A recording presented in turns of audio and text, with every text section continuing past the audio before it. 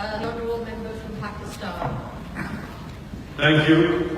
Glad to be part of this Asia-Europe Parliamentary Partnership.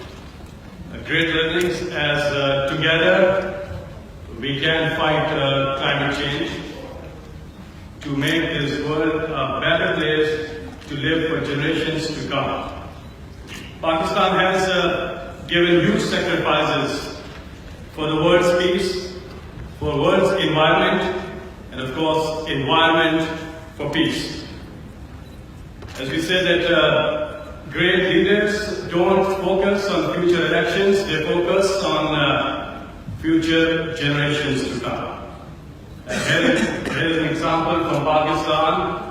Under the leadership of Imran, Pakistan became the first country to meet the International Bond Challenge, where we restored over 350,000 hectares of forest, planted over 1 billion trees, which helped Pakistan provide private tree nurseries over 30,000 and also boosted local incomes, created over 500,000 green jobs, and of course endorsed by IUCN, where they gave the world challenge of 150 million hectares by 2020 and 350 million by 2030. Pakistan became the first country to meet the challenge that it took of restoring 350,000 hectares.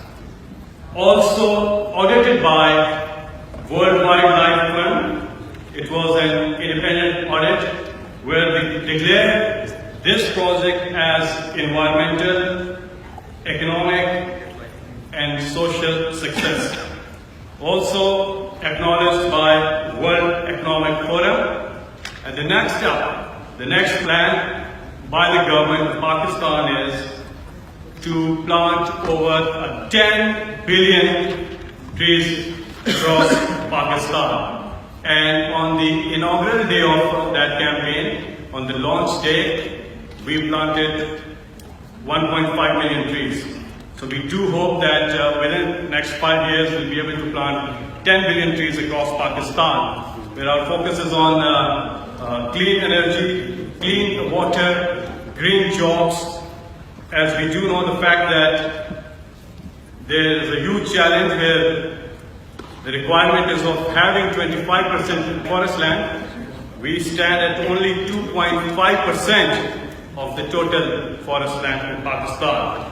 So our focus is on this, turning around the economy. Our focus is on clean energy, clean water, green jobs, and efficient use of resources.